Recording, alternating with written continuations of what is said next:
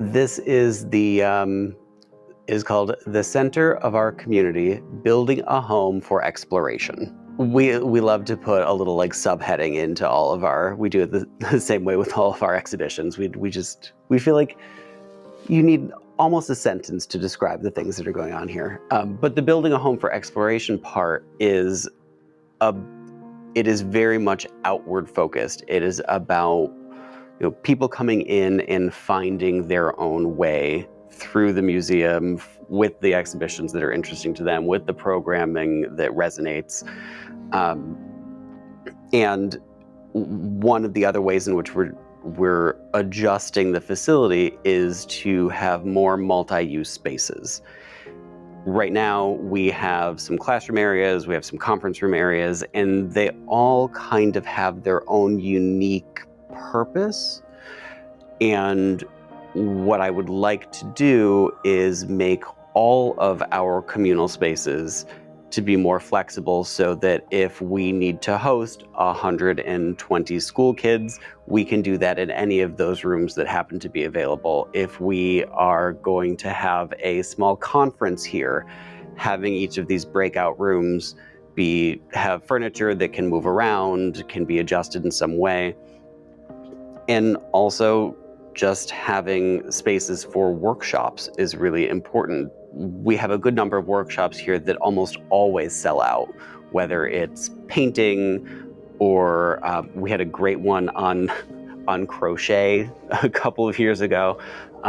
We had American Sign Language classes. I mean, we do run the gamut of different programs here, and having spaces that are conducive to running those programs is really important, both for the comfort and functionality of the attendees, but also from a sustainability standpoint. Being able to have more different kinds of things here is good for the institution. It keeps us healthy. Having different revenue streams is all part of sustaining a nonprofit organization these days.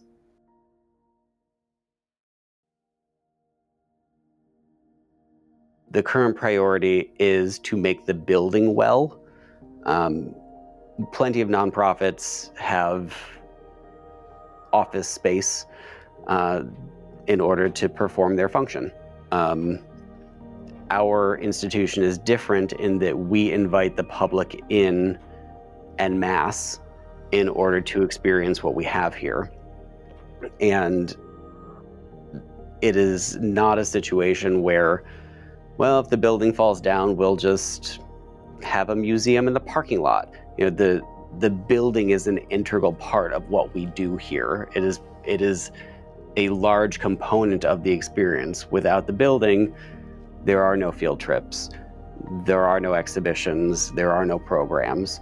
So getting the health of the building to a point where it's secure, it's stable, ideally it costs us less to maintain every year, that's the biggest priority.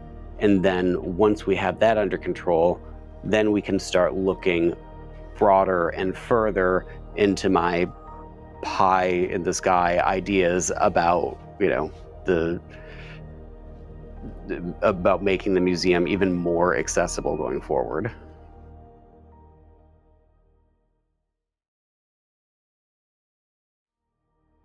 The reception has been very positive for this project. There's a recognition that it's deeply needed, which shows that our data pans out. There's also an understanding that we are doing this responsibly, that we are not looking at massive projects that are going to cost $20 or $30 million, because that's not what we need. What we need is for the facility to be stabilized and improved upon. So the understanding among all of the folks that I have spoken to, not a single person has ever said, well, what do you need all that money for?